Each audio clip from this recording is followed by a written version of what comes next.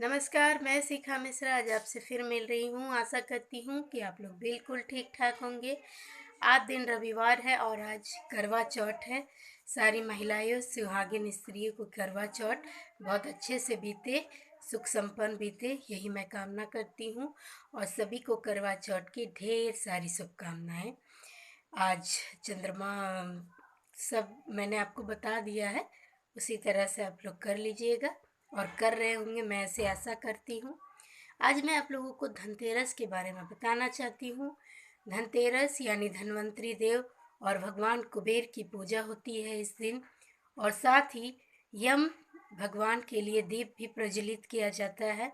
तो उन सब की जानकारी मैं आज आप लोगों को बताऊंगी, किस तरह आप धनतेरस में क्या करें। लोग इस दिन बहुत सारी खरीदारी करते हैं, चांदी की, सोने की, पीतल की, बर्तन, वॉशिंग मशीन, फ्रिज, बहुत टीवी वगैरह, बाइक, बहुत से लोग मकान भी खरीदते हैं और इसके लिए बहुत पहले से वो इंतज़ाम और सोच कर रखते हैं कि हमें क्या क्या धनतेरस के दिन खरीदना है, क्या करना है, ये सारे। तो धनतेरस में तो खरीदने का शुभ मुहूर्त दिन से लेकर 5 बजे तक है और मैं आप लोगों को एक बात बताना चाहती हूँ कि धनतेरस के दिन धन्वंतरी देव ने समुद्र मंथन के दौरान कलश यानी अमृत कलश लेकर वो उत्पन्न हुए थे और उन्हें चिकित्सक देव भी कहा जाता है। और धनतेरस के दिन धन्वंतरी देव की पूजा करनी चाहिए, साथ ही कुबेर भगवान की भी करनी चाहिए। धनतेरस के दिन जैसे कि दिवाली के 2 दिन पहले होती है, इस दिन मतलब 2 तारीख नवंबर में है, 2 तारीख दिन मंगलवार को है धनतेरस, भगवान की पूजा धनतेरस। इस दिन अगर आपको खरीदारी करनी है तो आप लोग सुबह से लेकर 5 बजे तक पूरा दिन आपका सही शुभ मुहूर्त है, लेकिन जो पूजा वगैरह करते हैं उसे शाम तक में आपको अपने घर आ जाना चाहिए। इसके बाद आपको खरीदारी नहीं करनी चाहिए, सारी तैयारी पूजा के लिए करनी चाहिए। इस दिन यम जी का भी पूजा होता है और जो लोग दीपावली की सफाई वगैरह करते हैं सारे, लेकिन जो आपकी उपयोगी वस्तु है उसे प्लीज़ ना फेंके, जो अनुपयोगी वस्तु है उसे फेंक दें। और कूड़ा कचरा धनतेरस के पहले ही आपको सफाई कर लेना है।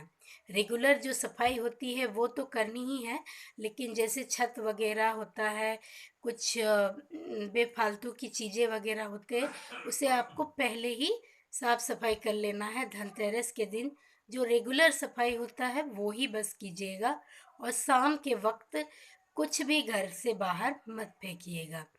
धनतेरस के दिन मैं आप लोगों को बताना चाहती हूँ कि ईशान कोण में कोई भी जूते चप्पल खास करके मत रखिएगा, या फिर कोई जूठन चीज़ या जूठन बर्तन ईशान कोण जहाँ भगवान को स्थापित किया जाता है उसके बाहर भी आपको इस तरह की चीज़ें आपको नहीं रखनी है, सारे अच्छे से रखना है। और धनतेरस के दिन बहुत से लोग बहुत सारी चीज़ें खरीदते हैं, सोने चांदी पीतल और बहुत सारी चीज़ें, सोने चांदी बर्तन, लेकिन आपको उस दिन लोहे नहीं खरीदना है, क्योंकि इस दिन लोहा को शुभ नहीं माना जाता है, इस दिन घर पे नहीं लाया जाता है। अगर आपका बहुत ज़रूरी चीज़ है तो आप बाद में खरीदें या पहले खरीद लें, लेकिन धनतेरस के दिन मत खरीदिएगा। धनतेरस के दिन 2 पैकेट नमक का ज़रूर लाइएगा, साथ ही झाड़ू ज़रूर लाइएगा, क्योंकि उसकी पूजा करनी चाहिए धनतेरस के दिन और दूसरे ही दिन उस झाड़ू से आपको सारे घर द्वार आपको झाड़ना चाहिए, झाड़ू करना चाहिए। साथ ही मैं आप लोगों को बताना चाहती हूँ कि धनतेरस भगवान की पूजा के बाद आप 4 दिया अलग से घी के, तेल के, तिल तेल के जो भी है उसको जलाइए और अपने छत के ऊपर चारों कोनों में आपको उसको जलाना है। और अगर आपका छत नहीं है, मतलब अल्बेस्टर का घर होता है बिना छत पीटे वाला घर होता है, तो आप नीचे अपने घर के चारों कोनों में, घर से बाहर चारों कोनों में आपको वो जला देना है। और एक दक्षिण दिशा में जो यमराज जी की पूजा होती है, तो धनतेरस के दिन आपको ये भी करना है। धनतेरस के दिन यमराज जी की भी पूजा करनी है घर के दक्षिण दिशा में बाहर की ओर, और पूरे दक्षिण दिशा को सफाई करके अच्छी तरह से भगवान यमराज का आपको मंत्र पढ़ना है। और मंत्र आप गूगल से निकाल लीजिएगा, या फिर मैं आप लोगों को एक दिन मंत्र भी बता दूंगी धनतेरस और कुबेर और यमराज जी की भी, धनतेरस से पहले। और उसके बाद भगवान यमराज के लिए तिल तेल का एक दिया दक्षिण दिशा में जलाइएगा, उन्हें प्रसाद अर्पित कीजिएगा, कुछ भी लड्डू हो, पेड़े हो, कोई भी प्रसाद। धूप अगरबत्ती आपको ज़रूर दिखाना है उनको। मौली जैसे कि कलावा बांधते हैं उतने तक का आपको उनको अर्पित करना है, पुष्प अर्पित करना है, अबीर अर्पित करना है, रोली अर्पित करना है, चंदन अर्पित करना है, लेकिन सिंदूर उन्हें अर्पित मत कीजिएगा क्योंकि वो यमराज है, आप जानते हैं। तो यही सी सारी जानकारियाँ। और आपको मैं बताना चाहती हूँ कि लोग तरह तरह की चीज़ें खरीदते हैं, लेकिन इस दिन अगर आप शंख खरीद लें तो बहुत शुभ माना जाता है धनतेरस के दिन। और लक्ष्मी माता के लिए वो बहुत शुभकारी होता है, क्योंकि शंख देव को उनका भाई माना गया है। चंद्रदेव और शंख देव लक्ष्मी जी के भाई हैं और दोनों सफ़ेद हैं।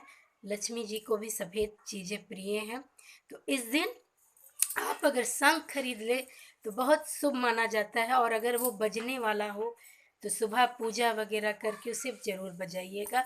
अगर बजने वाला ना भी मिले तो नॉर्मल भी खरीद कर आपको अगर पॉसिबल हो तो ला सकते हैं।